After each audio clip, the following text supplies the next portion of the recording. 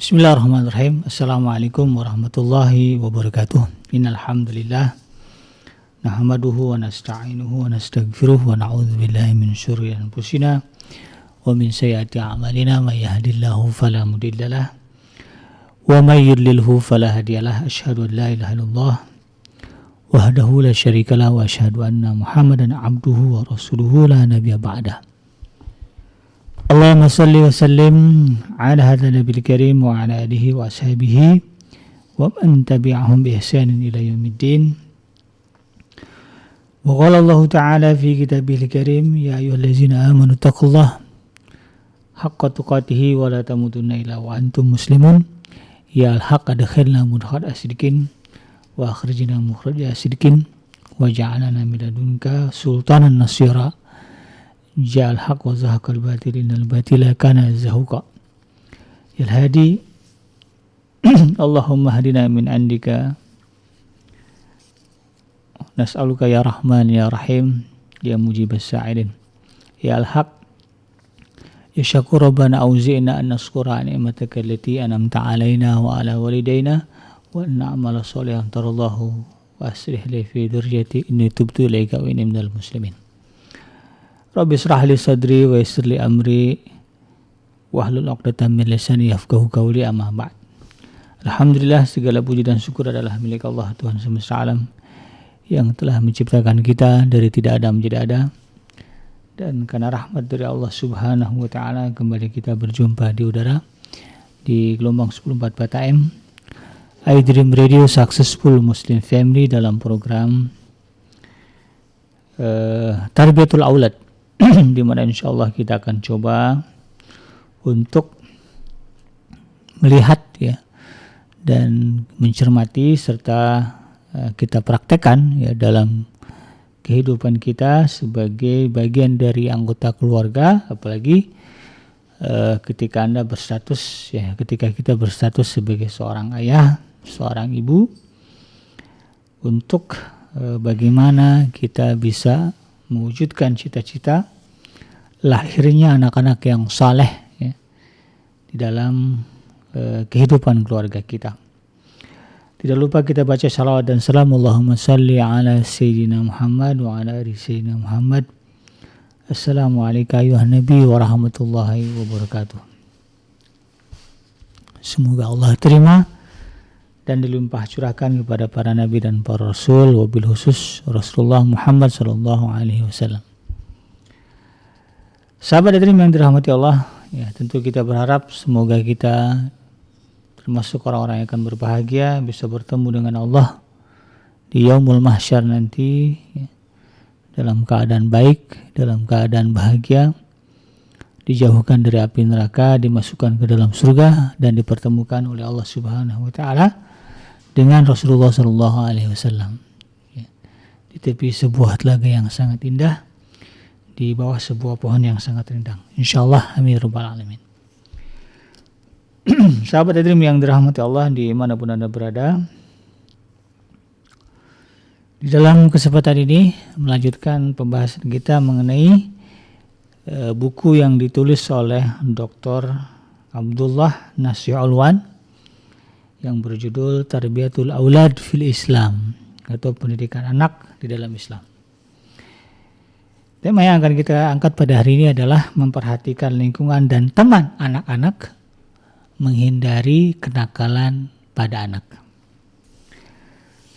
Nah, sahabat yang dirahmati Allah, ya, disebutkan di sini bahwa salah satu faktor yang juga cukup besar ya, atau memberikan pengaruh yang signifikan terhadap munculnya kenakalan pada anak-anak ya, adalah teman ya, adalah teman yang buruk atau teman yang jahat, dan juga lingkungan tinggal yang memang rusak. Jadi dua kondisi ini yang merupakan faktor eksternal ya pada diri anak yang pengaruhnya sangat besar, yaitu teman ya, teman yang buruk ya atau yang jahat, kemudian lingkungan tinggal yang rusak. Tapi yang paling dominan sebetulnya adalah teman. Ya. Sekalipun misalnya ketika dalam wilayah kita sebagai orang dewasa ya, kalaupun kita tinggal di tempat yang rusak, ya, kalau kita masih bisa menjaga teman begitu ya, teman-teman yang ada sekitar kita, teman yang baik, insya Allah lingkungan yang rusak itu tidak akan terlalu berpengaruh gitu ya.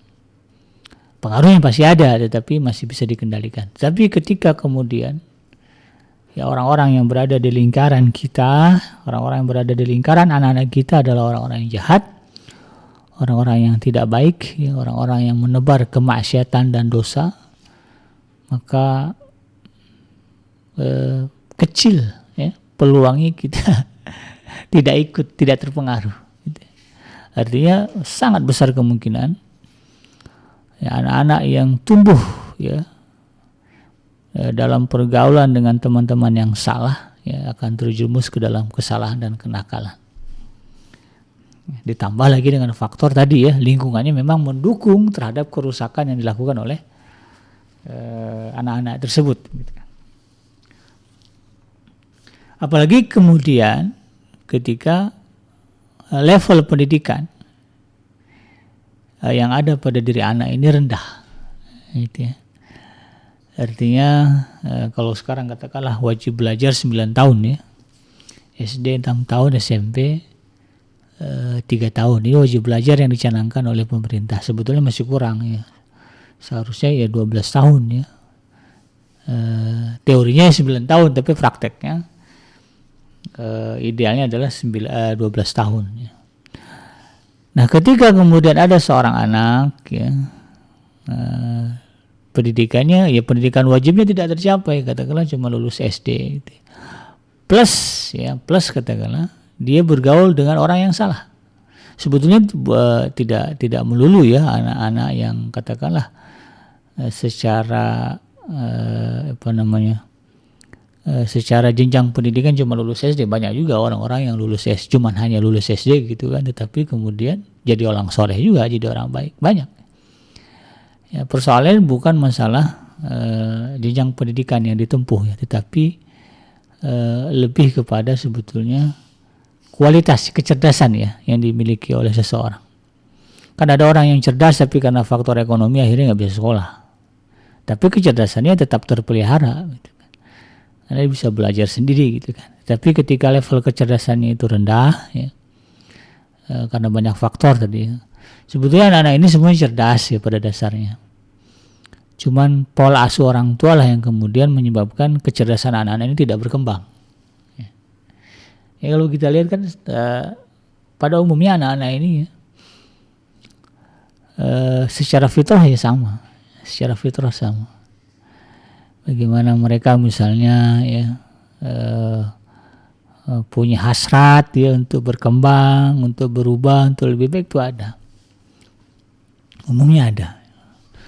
Tapi kemudian pola asuh dari orang tua inilah yang kemudian menyebabkan mandek atau tidaknya tingkat kecerdasan anak. Nah, ketika level kecerdasan anak ya, di bawah standar, gitu ya, nah kemudian bertemu dengan orang yang salah, ya teman-teman yang rusak, teman-teman yang jahat, teman-teman yang buruk, maka kemudian ini memperparah situasi dan menjadi sumber munculnya kenakalan pada anak. Ya, sudahlah katakanlah level kecerdasannya rendah, ya. Kemudian secara akidah lemah, ya, karena mungkin kurang informasi dari orang tuanya terkait dengan ajaran agama begitu. Kemudian anak ini labil ya karena memang katakanlah lingkungan keluarganya begitu juga, itu. Ayahnya punya masalah, ibunya punya masalah, sehingga anak kemudian tidak ada tempat mengadu, sehingga dia sering terombang-ambing gitu ya. Ke ibu nggak bisa, ke ayah nggak bisa, ke kakak, ke adik juga nggak bisa. Akhirnya carilah teman dan ketemu teman yang jahat misalnya. Maka ini kemudian memperparah situasi dan kondisi. Oleh karena itu, sahabat yang dirahmati Allah, ya, anak dengan kondisi seperti ini akan cepat terpengaruh oleh kebiasaan buruk dan juga akhlak tercela yang dilihat ya baginya itu bukan masalah ya, karena memang tidak ada tempat merujuk. Ya, ibunya sibuk dengan urusannya, ayahnya sibuk dengan urusannya, saudaranya juga sama, lalu kemudian yang ada adalah teman gitu kan. Dan temannya salah gitu. Kadang-kadang ada anak yang berteman dengan orang yang lebih senior gitu kan katanya. Kan banyak sekarang kasus-kasus ya, korban-korban kekerasan seksual ya dari para pelaku pedofil ya. Itu kan yang diincar anak-anak ya. Pelakunya itu kan orang-orang dewasa ya, jadi anak-anak ini ya ketika itu tadi ya, level pendidikannya kurang, kecerdasannya rendah, ilmu agama juga tidak ada, plus ayah dan ibu yang bermasalah gitu ya, keluarga yang bermasalah, ketika datang ya, para pelaku kejahatan ini dengan topeng kebaikan ya, dengan sikap yang penuh perhatian ya, dia merasa wah ini orang yang tepat untuk dijadikan sebagai orang dekat. Nah, maka kemudian pengaruh itu muncul ya, kejahatan-kejahatan, kenakalan-kenakalan itu muncul. Nah, kalau sudah begitu ya, tentu sulit ya, susah bagi kita siapapun untuk kemudian mengembalikan anak ke jalan yang benar gitu kan, supaya dia kemudian ya tidak jatuh ke dalam jurang kesesatan dan juga kesengsaraan. Karena baginya dia sudah berada di zona aman, di zona aman, di zona nyaman dengan kemaksiatan, dengan kesalahan, keburukan yang dia lakukan. Jadi kalau kita perhatikan ya, para pecandu narkoba itu ya susah ya untuk keluar dari lingkungan itu, karena dia merasa itu udah wilayahnya zona aman dan zona nyamannya dia. Nah, ini yang kemudian kita cegah jangan sampai terjadi. Atau ada yang memang sudah akrab dengan itu tadi ya, saya tidak, karena ada ya tipikal ya pergaulan anak-anak jalanan ya, yang kemudian tidak terarah ya. Kemudian juga mungkin praktek-praktek LGBT ya, kemudian prostitusi dan sebagainya ya. Di kalangan remaja ya, ada yang sudah merasa nyaman di lingkungan itu, baginya menjadi pelacur ya, atau juga menjadi pelaku LGBT ya, sudah menjadi penghidupan dan kenyamanan. Ini nauzubillah ya, jangan sampai terjadi kepada anak kita. Nah, oleh karena itu kemudian sebelum ya itu terjadi ya, maka disinilah pentingnya para orang tua, para ayah, para ibu untuk betul-betul memperhatikan siapa teman anak kita ya, bagaimana lingkungan ya, mau tidak mau kalau lingkungannya sudah rusak ya tindakan ekstrim harus dibuat ya, hijrah ya, hijrah adalah solusi. Makanya pepatah Arab menyebutkan ajar qabladar ya. Ajar qabladar. Jadi tetangga itu lebih penting kita perhatikan, lingkungan itu lebih penting kita perhatikan sebagai bahan untuk memilih, pertimbangan membeli rumah ya. Jadi sebelum membeli rumah cek dulu keadaan lingkungan, baru putuskan ya beli rumah ya. Karena kalau udah kebeli kemudian ternyata kita baru lingkungannya rusak, lingkungannya tidak baik gitu ya, itu susah itu ya. Mau jual rumah juga bukannya gampang ya, apalagi kalau sudah merasa nyaman. Kadang-kadang orang merasa nyaman dengan tempat gitu, tapi ya dan mengabaikan kondisi lingkungan ya, pergaulan dan sebagainya. Itu susah. Ini yang kemudian harus kita paham. Nah, Islam ya sebagai agama yang sempurna, agama yang sumul, agama yang benar ya, mengarahkan para orang tua ya untuk mendidik anak-anaknya secara Islami.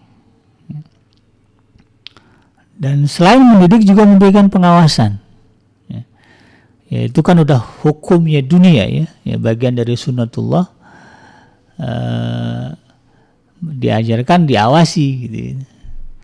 Ya kan kalau di negara tetangga kita, di negara jiran kita Malaysia itu ada istilah jabatan ada istilahnya penguat kuasaan ya.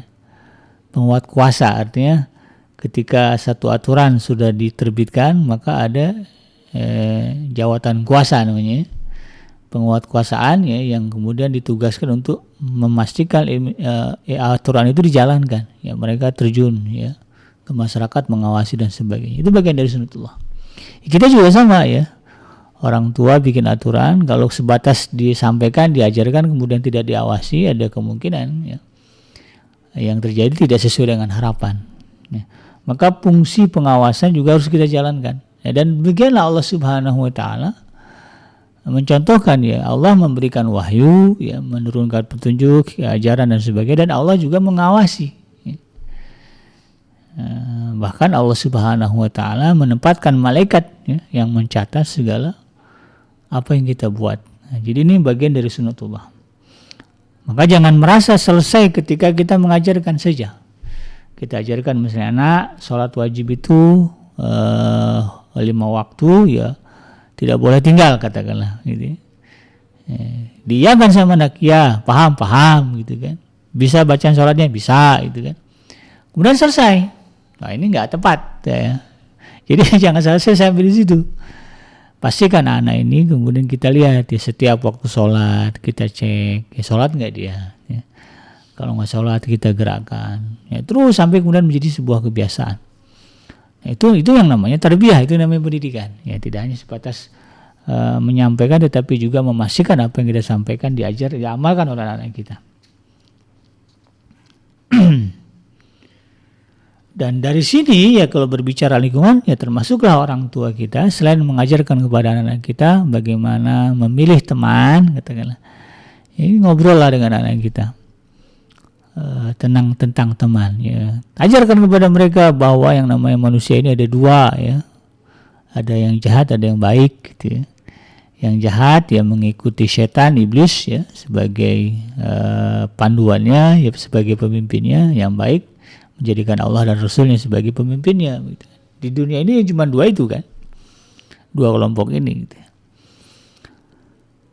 Maka ya kita pahamkan ya, kita ajarkan kepada anak kita, pilihlah ya teman-teman yang baik, teman-teman yang taat kepada Allah dan Rasulnya ya, menjaga diri dari kemaksiatan ya, menjauhkan diri dari dosa dan perbuatan jahat ya. Kita ajarkan kepada anak kita.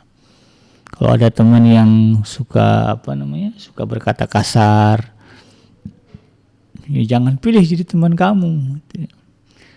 Ya, atau yang suka mengajak ya untuk melakukan dosa, gitu, jangan pilih, jangan dijadikan sebagai teman. Ya. Jaga diri dari mereka. Itu kita ajarkan secara teori. Nah, kemudian kita pastikan juga, kita awasi betul nggak anak-anak ini ya, dia memperhatikan nasihat kita, sehingga kita pastikan bahwa temannya, orangnya ya, siapa yang menjadi teman chat begitu ya, kalau di medsos, siapa yang menjadi teman di FB-nya gitu ya, siapa yang menjadi followernya di IG, kita perhatikan. Dia follow siapa aja kita perhatikan, sehingga kemudian kita bisa memastikan bahwa anak kita memiliki teman yang baik gitu ya, kemudian memiliki berada di lingkungan yang juga baik. Ini tugas kita sebagai orang tua, apalagi ketika kemudian anak-anak ini sudah masuk wilayah balik ya, sudah masuk ke masa balik atau masa pubertas. Nah, ini harus kita arahkan bagaimana mereka menyalurkan hormon ya, hormon mereka dengan cara yang benar, bagaimana orientasi seksual mereka juga harus benar ya. Jangan sampai kemudian orientasi seksualnya menyimpang ya. Laki-laki senangnya laki-laki, ini jangan sampai ya. Ya kita arahkan. Nah, dengan itu dan Islam ya mengajarkan itu semua. Islam ya, kalau kita lihat bagaimana Allah Subhanahu wa Ta'ala, Rasulullah sallallahu alaihi wasallam ya, menegaskan di dalam firman-firmannya, di dalam hadis-hadis Rasulullah juga ya, bahwa salah satu kunci dari keselamatan dunia akhirat seorang muslim adalah memperhatikan siapa temannya.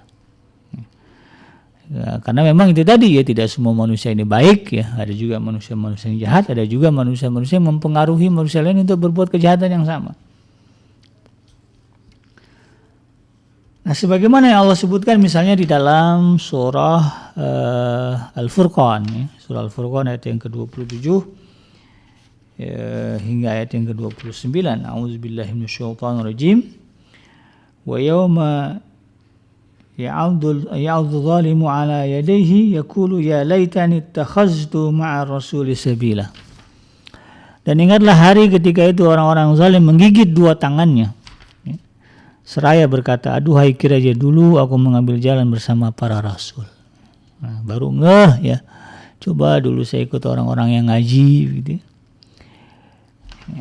Kemudian dia apa lagi? Ya wailata laitani lam attakhiz fulanan khalila. Nah, bahkan orang ini ya setelah dia mengatakan begitu ya, dia mencela dirinya apa? Apa katanya? Kecelakaan yang besarlah bagiku. Kiranya aku dulu tidak menjadikan si A, si B ya, sebagai teman dekatku. Ya. Laqad adallani 'ani dzikri ya ba'da idz ja'ani. Karena mereka dulu ya menyebabkan saya lalai ya, terhadap peringatan Allah Subhanahu wa taala ba'da idz ja'ani, setelah peringatan itu datang. Wa kana syaitanu lil insani khazula, dan sesungguhnya baru ngeh ya. Dan sesungguhnya setan itu tidak mau menolong manusia. Ya, dulu dijadikan khalil, dijadikan teman setan itu di dunia, tetapi begitu di akhirat ternyata dia lari, dia menjauhkan diri darinya dan tidak mau menolongnya sama sekali. Bukan tidak mau, memang nggak bisa. Situasi ini menggambarkan ada orang-orang di akhirat, ya, di yaumul mahsyar nanti menyesali ya, keputusannya memilih si A, si B sebagai temannya. Karena ternyata baru dia sadari di saat itu di yaumul mahsyar, terlambat ya, bahwa orang ini melalaikan dia, menjauhkan dia dari Al-Quran, menjauhkan dia dari agama, menjauhkan dia dari tauhid, menjauhkan dia dari ibadah kepada Allah Subhanahu wa taala. Sadari nanti, bukan sekarang. Nah, ini tidak boleh terjadi. Nah, alhamdulillah ya, karena rahmat dari Allah Subhanahu wa taala, Allah bocorkan nih. Allah beri bocoran kepada kita, ada satu masa ya, dan di situ ada orang-orang yang kemudian menyesali pilihannya ketika berada di dunia. Ini kan rahmat Allah ya. Kita jadi tahu, oh rupanya ada orang yang menyesal. Nah, kita ya setelah membaca ayat ini ya harus membuat tindakan preventif, pencegahan ya. Bagaimana kemudian kita tidak menjadi orang-orang yang disebut Allah ya menyesali, mencela dirinya karena salah pilih teman. Nah, salah memilih sahib, salah memilih friend. Nah, ini kita tidak mau. Bahkan di dalam ayat lain, di dalam surah Qaf ya, ayat yang ke-27, surah Qaf ini surah yang ke-50 ya. Allah Subhanahu wa taala juga mengabarkan qala qarinuhu ya, berkatalah temannya, Rabbana ma aghaituhu walakin kana fi dhalalin mubin, fi dhalalin ba'id. Yang menyertai dia berkata pula, ya Rabb kami, wahai Tuhan kami, aku tidak menyesatkannya, tetapi dia yang berada dalam kesesatan yang jauh. Rupanya temannya yang jahat ini ya, teman akrabnya yang menjerumuskannya ke dalam dosa dan kemaksiatan ini, ketika dipertemukan diadili di hadapan Allah, karena kan nanti di yaumul mahsyar semuanya akan Allah selesaikan ya. Allah akan menjadi hakim bagi seluruh manusia ya, seluruh makhluknya ketika itu ya, dan keputusan di tangan Allah, siapa yang akan masuk ke dalam surga, siapa yang masuk ke dalam neraka, semuanya ya, dan tidak ada yang Allah tinggalkan ya. Urusan sekecil apapun semuanya Allah hadirkan. Termasuklah ketika ada orang yang kemudian mengadu kepada Allah, ya Allah saya begini nih gara-gara dia. Gitu ya. Kita kan paling enak gitu ya nyalain orang. Ini satu sikap yang umum dan lumrah ya. Kalau terjadi masalah ya paling enak tuh nyalahin orang. Ya, walaupun pada dalam hati kecil kita tahu sebetulnya kita salah juga, tetapi praktek ya paling senang tuh nyalain orang. Itu tabiat manusia. Dia mau mahsyar sampai itu terjadi. Ya. Dia yang melakukan kemaksiatan, dosa dan kejahatan, dia menikmati kemaksiatannya gitu ya. Tetapi ketika berada di hadapan Allah, dia mengatakan, ini bukan dosa saya Allah, ini bukan karena saya begini, ini karena si A, si B. Ya. Dia mengajak saya, dia begini, ya disalahin orang. Padahal dia menikmati perzinahan, menikmati narkoba, gitu ya, menikmati kriminalitas, ya, menikmati kelalaian. Tapi ketika di hadapan Allah dikatakan, saya begini bukan karena saya, gitu, tapi karena ada si A, si B. Maka kemudian ketika orang-orang yang disebut itu dihadirkan oleh Allah Subhanahu wa taala, orang ini juga punya alasan. Apa kata dia? Itu tadi. Ma'aghaitu. Saya tuh enggak menyesatkan dia, ya kata teman-teman jahatnya ini, ya. Walakin kana fi dhalalin ba'id, tapi mereka itulah yang berada dalam kesesatan yang jauh. Mereka yang menentukan, mereka yang memilih. Ya saya cuma ngasih tahu doang, cuma ngajak doang gitu. Nggak maksa juga gitu ya. Kalaupun dipaksa kan sebetulnya punya cara gitu, untuk bagaimana menghindari paksaan. Itu semuanya gara-gara dia sendiri yang memutuskan. Ya. Nah itu kata teman jahatnya. Dalam surah Az-Zukhruf, surah yang ke-43, Allah Subhanahu wa taala juga menegaskan, Al-akhillau yawma idzin ba'duhum li ba'din adu illal muttaqin.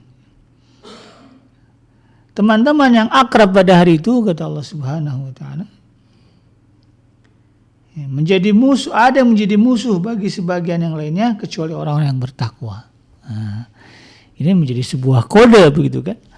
Pertemanan abadi adalah pertemanan yang dilandaskan ketakwaan, ya, ketakwaan kepada Allah Subhanahu wa taala. Ini yang kemudian kita ajarkan kepada anak-anak kita. Kalau kamu berteman, ya, dan atas dasar ketakwaan kepada Allah, ya, mencari teman untuk mengaji, mencari teman untuk berbagi kebaikan, mencari teman untuk berjuang, berjihad, ya, mencari teman untuk menyelesaikan proyek kebaikan, itu kan bagus ya. Kalau itu yang kita buat, maka teman-teman inilah yang akan menjadi teman abadi kita ketika kita berada di yaumul mahsyar nanti, ketika kita sudah berada di alam akhirat. Karena Allah sudah tegaskan di sini, ya, bahwa yang namanya pertemanan, ya, yang namanya teman akrab, ya, pada hari itu, ya, justru menjadi musuh kecuali mereka yang berteman karena dasar ketakwaan kepada Allah Subhanahu wa taala. Ya, walaupun di dunia ya dekatnya luar biasa gitu ya, belanya luar biasa gitu ya. Kan kadang-kadang begitu ya. Kalau kita lihat kasus-kasusnya ya di Indonesia, misalnya kalau kita lihat kasus tawuran misalnya. Ya, kasus tawuran itu kan kadang-kadang hanya disebabkan ya solidaritas. Ya, bela ya, ketika dia ada seorang di kampung itu bermasalah, ya, menghadapi masalah gitu kan, walaupun dia yang salah, ya, misalnya ya godain anak perempuan orang begitu kan, kemudian orang tua yang nggak terima, ya, lalu kemudian ditegur dan sebagainya. Wah, ini merasa gengsi ditegur begitu kan anak mudanya, ya. Dan kemudian memutarbalikkan fakta, ya, seolah-olah jadi korban, lapor ke teman-temannya itu kan. Lalu kemudian temannya, wah ini harus kita bela, ini solid, kita harus menunjukkan solidaritas, ya. Terjun gitu kan, rame-rame datang, jadilah tawuran. Nah teman-teman yang seperti ini, di yaumul mahsyar nanti Allah tegaskan akan menjadi musuh. Dulu dia membela kita itu ketika menjadi dalam urusan kemaksiatan dan dosa. Nah, di akhirat nanti mereka akan menjadi musuh. Ya. Musuh dalam artian ya kita nggak mau ketemu sama dia, karena kalau ketemu ujung-ujungnya berantem. Gitu. Gara-gara kamu nih dulu gitu ya. Ya, saya akhirnya harus bunuh orang gitu kan, yang nggak salah gitu kan, karena ngebela kamu dan sebagainya. Ini yang kemudian Allah gambarkan dalam ayat ini. Di dalam sebuah hadisnya Rasulullah SAW ini juga disebutkan, ini berdasarkan hadis dari Imam At-Tirmizi, ya. Rasulullah SAW bersabda, al-mar'u ala dini khalilih. Ya, seringkali kata Rasulullah SAW, seseorang itu akan terpengaruh agama temannya. Al-mar'u ala dini khalilih. Falyanzur ahadukum man yukhalil. Ya. Maka kata Rasulullah SAW, hendaklah salah seorang di antara kamu, ya setiap orang di antara kamu, memperhatikan siapa teman baiknya, siapa teman dekatnya. Nah, itu tadi ya, buat betapa besar pengaruh seorang teman, sampai-sampai cara kita beragama pun bisa dipengaruhinya.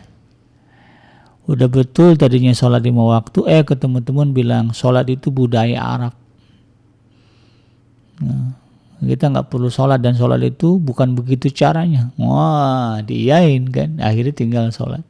Udah betul sholat 5 waktu, datang orang Syiah gitu.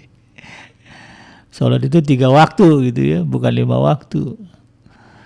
Nah, akhirnya terpengaruh. Udah betul ya orientasi seksualnya, ya suka dengan perempuan, ketemu teman ya ternyata homoseksual, ya akhirnya kemudian orientasi seksualnya berubah. Ya. Nah, ini yang kemudian harus kita pahami. Ya. Makanya harus ya, selektif sebagaimana Rasulullah SAW katakan, falyanzur ahadukum man yukhalil. Hendaklah kalian memperhatikan ya siapa yang menjadi teman kita. Nah, cek betul-betul ya.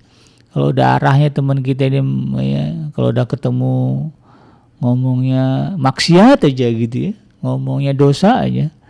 Nah, ini enggak benar ya. Jangan jadikan dia sebagai teman. Jangan jadikan dia sebagai best friend gitu ya. Ya. Nah, ini kita bicara menyelamatkan diri, tapi kalau berbicara dakwah lain ceritanya. Jangan salahkan juga kemudian kalau kita lihat ada ustadz kok seringnya kumpul sama para pemain judi gitu ya, sama peminum khamar, sama anak-anak yang nggak jelas gitu ya. Bisa jadi di dalam konteks berdakwah sedang berusaha menyadarkan mereka. Itu lain cerita, itu babnya beda. Tetapi bab menyelamatkan diri kita, menyelamatkan anak kita, kita pesankan kepada anak kita, ya, jangan jadi seperti tukang pancing yang terbawa ikan. Niat hati memancing ikan, ternyata dia yang dibawa ikan. Jangan sampai terjadi. Nah, di dalam hadis yang lain Rasulullah SAW bersabda, ini diriwayatkan oleh Imam Bukhari dan juga Imam Muslim. Ya. Rasulullah SAW mengatakan, "Matsalul jalisis salih wal jalisis saw." Ya. Perumpamaan orang-orang yang baik atau saleh ya dengan orang-orang yang atau orang yang jahat ya, kata Rasulullah SAW, kamatsali hamilil misk, ya, seperti orang yang membawa minyak wangi, wa nafihil kir, ya, ada kalanya dia memberimu ya, fahamilul miski imma ayyah au yashtariya minhu, ya. Maka ada kalanya perumpamaan orang-orang yang baik ya, teman-teman yang baik dan teman-teman yang buruk itu kata Rasulullah SAW ya, kama salil hamilil mis wa nafihil kir, ya, seperti pembawa minyak wangi dan peniup api, ya. Jadi ada 2 orang profesinya adalah penjual minyak wangi gitu ya, atau yang bawa minyak wangi, yang satu lagi tukang tiup-tiupin api gitu. Ini kata Rasulullah SAW memberikan contoh ya bagaimana pengaruh teman itu ya. Kemudian apa kata Rasulullah? Fahamilul mis, ya, adapun orang yang suka bawa minyak wangi begitu ya. Imma yahdiyaka ayyastariya au yastariya minhu, maka dia akan memberimu atau kamu membeli darinya. Ya, kalau yang jadi teman kita adalah pembawa minyak wangi, ya, bisa jadi dikasih kita minyak wangi itu atau kita beli. Yang kita beli kan minyak wangi juga, kebaikan juga itu. Ya enggak ada ya, dua-duanya baik, dua-duanya bagus begitu. Sama-sama wangi. Ya. Au tajida minhu rihan thayyibah, atau kalaupun kamu nggak dikasih, nggak juga beli, minimal kamu dapat wanginya. Ya, kalau berteman dengan orang yang baik itu, kalau sekalipun dia tidak memberikan apa-apa kepada kita, ya kita bisa minta dari dia. Ya, mungkin diskusi, ngobrol gitu kan, minta petunjuk ajar atau transaksi bisnis sama dia, tapi tetap baik begitu. Ya, karena dia orang baik begitu kan. Kalaupun kita tidak bertransaksi dengan dia, tidak pula kita mendapatkan sesuatu dari dia, tetapi ketika kita bergaul dengan dia, nama kita juga terbawa baik begitu kan. Ya, setidaknya kan itu, ternyata dia temannya si A, teman si D kan orang soleh, padahal ya, kita tidak pernah berinteraksi secara mendalam, tapi karena kita berada di dalam lingkungan teman, ya di dalam lingkaran temannya gitu ya, maka kemudian kita juga akan mendapatkan harum ya kebaikan dari teman itu. Nah, kemudian yang satu lagi apa? Wa nafahul kir imma ayyuhriqa siyabak au tajidu minhu riha muntinah ya. Adapun yang peniup api kata Rasulullah SAW ya, maka ya, ia bisa membakar pakaianmu atau paling tidak ya engkau akan mendapatkan bau pembakaran yang tidak enak darinya. Nah, ya resikonya itu tadi ya, kalau kita berteman dengan orang yang itu tadi ya pembawa api ya, suka niup-niupin api, yang bawa arang ditiup-tiupin gitu ya. Kalau arangnya sampai jatuh ke baju kita kebakar. Kalaupun katakanlah ya kita nggak kebakar nih, tapi kita mendapatkan bau bakaran itu tuh.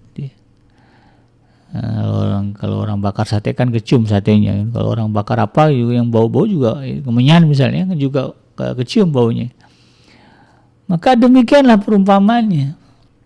Sekalipun katakanlah kita bisa menjaga diri dari kejahatan ya, keburukan, dia katakanlah bergaul dengan pemakai narkoba ya, dan kita berhasil menjaga diri kita dari tidak menggunakan narkoba. Tetapi kata Rasulullah SAW yang perlu diperhatikan juga adalah bisa jadi kita kebagian baunya juga. Ya, ketika ada pemeriksaan, ketika ada razia, kebawa juga nama kita. Ya ditangkap gitu kan. Ya dicek-cek sama polisi, ini termasuk temennya nih gitu ya. Padahal dia nggak pernah make, ya kebawa juga kantor polisi, ya dicek walaupun nanti dilepasin. Ya seperti itulah. Ya. Nah, ini yang kemudian harus kita perhatikan dan yang harus kita ajarkan kepada anak kita. Juga dalam hadis yang lain Rasulullah SAW bersabda, almar'u man ahabba walahu maktasab. Seseorang itu kata Rasulullah SAW, ini juga diriwayatkan oleh Imam At-Tirmizi. Seseorang itu ma'aman ahabba. Seseorang itu kata Rasulullah SAW akan bersama dengan orang yang dicintainya. Walahu maktasab, dan baginya apa yang ia usahakannya.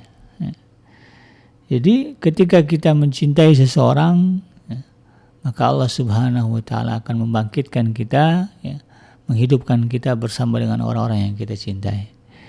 Ya, ketika cinta dalam diri kita labuhkan kepada orang-orang yang baik, maka teman-teman yang akan bersama dengan kita juga adalah orang-orang yang baik.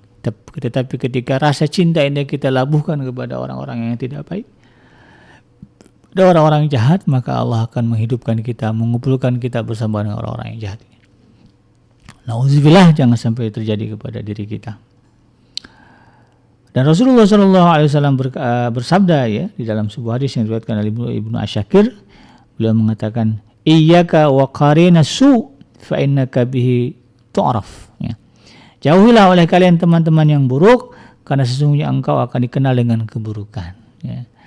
Jadi saking concernnya Rasulullah SAW ya, terhadap pergaulan kaum muslim ini, sampai-sampai Rasulullah SAW menegaskan, ya, iyyaka wa qarinas su, ya, jauhkanlah oleh kalian teman-teman yang jahat, ya, fa innaka bihi tu'raf, karena kamu kalau tetap bergaul dengan orang-orang jahat ini, kamu juga akan dikenal sebagai orang jahat, walaupun tidak melakukan kejahatan, tapi karena masuk ke dalam gengnya itu, Ya, misalnya ada geng motor gitu ya, geng motor ini kemudian melakukan kejahatan. Ya, ada anggota geng itu yang kebetulan soleh, orang baik, dan hari itu dia nggak ikut tur gitu kan, dia di rumah. Ya, tapi orang tahu dia anggota geng motor itu. Ketika kemudian muncul pemberitaan ya, bahwa geng motor yang melakukan kemaksiatan, ya, membunuh, mencederai, merampok, dia yang ini juga akan terbawa.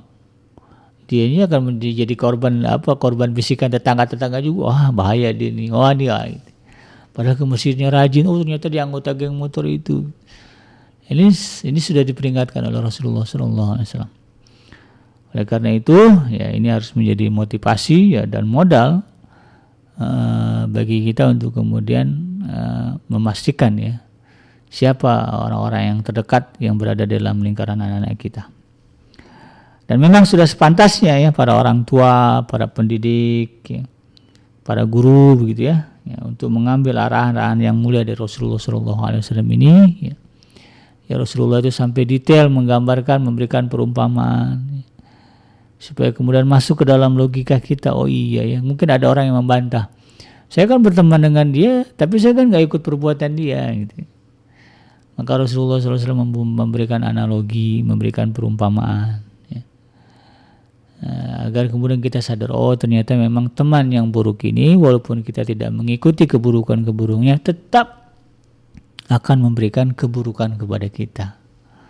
At least yang paling inilah ya, yang paling belakang ya, yang paling kita tidak sadari adalah Allah akan bangkitkan kita bersama dengan orang-orang yang ini, orang-orang yang jahat ini. Kadang nggak mau.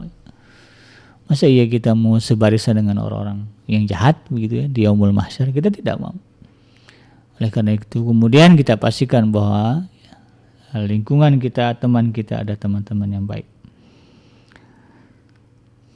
Nah dalam hal ini ya tentu kita berharap ya ketika kita ajarkan kepada anak kita pastikan bahwa anak-anak kita berada di lingkungan yang baik, memiliki teman-teman yang baik.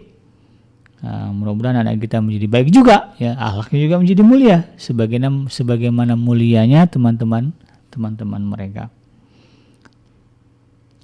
Nah dengan demikian ya anak-anak ini kemudian ketika dia besar ya akan menjadi duta-duta kebaikan bagi masyarakat di mana dia tinggal ya, dan akan menjadi dai yang menyeru kepada hidayah Allah Subhanahu wa taala. Itu kan harapan kita. Dan ketika itu bisa direalisasikan ya dalam kehidupan masyarakat kita secara umum, maka tentu ya terwujudlah apa yang kita cita-citakan ya dalam sebuah ayat di dalam Al-Quran, baldatun tayyibatun wa rabbun ghafur ya. Tanah yang kita pijak ya, tanah yang kita tinggali, negeri yang kita huni ini menjadi negeri yang baik ya. Allah yang menyebutnya sebagai baldatun tayyibah ya, negeri yang baik. Warabbun ghafur, di mana penduduknya selalu mendapatkan ampunan dari Allah Subhanahu wa taala. Allah itu tidak sembarangan memberikan ampunan. Ya. Sudah diminta pun belum tentu juga ya Allah akan memberikan ya. Ketika Allah mengatakan ya ada negeri ya, yang baik yang penduduknya Allah berikan ampunan. Maka kita harus paham, harus tahu ya bagaimana menjadi orang-orang ya dengan kriteria seperti itu. Salah satunya adalah ya dari sudut pergaulan, kita menciptakan pergaulan yang baik ya, yang berorientasi kepada ketakwaan kepada Allah Subhanahu wa taala sebagaimana diajarkan oleh Rasulullah sallallahu alaihi wasallam.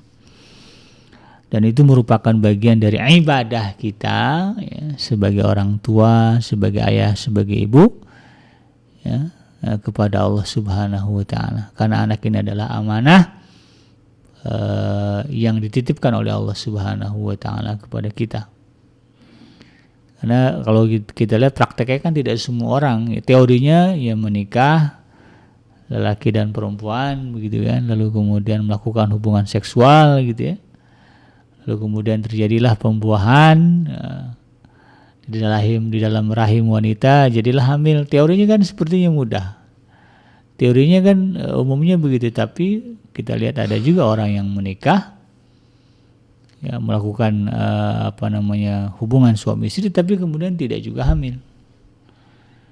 Ya. Nah, ini menggambarkan bahwa kehamilan itu bukan wewenang kita manusia, tetapi itu adalah wewenang Allah Subhanahu wa taala.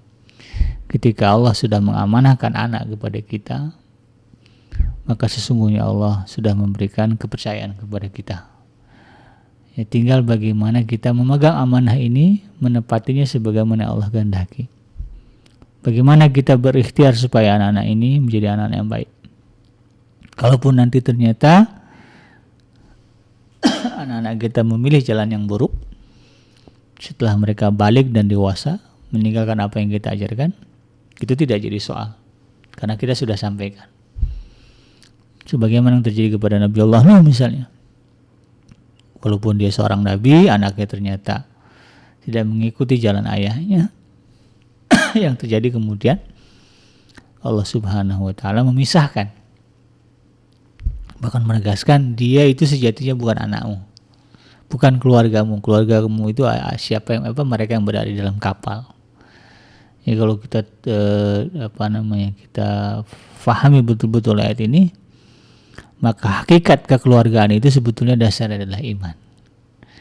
Maka ini kita perjuangkan kepada anak kita, istri kita, orang tua kita, supaya iman kita sama. Dengan demikian kita diakui sebagai sebuah keluarga di sisi Allah Subhanahu wa taala.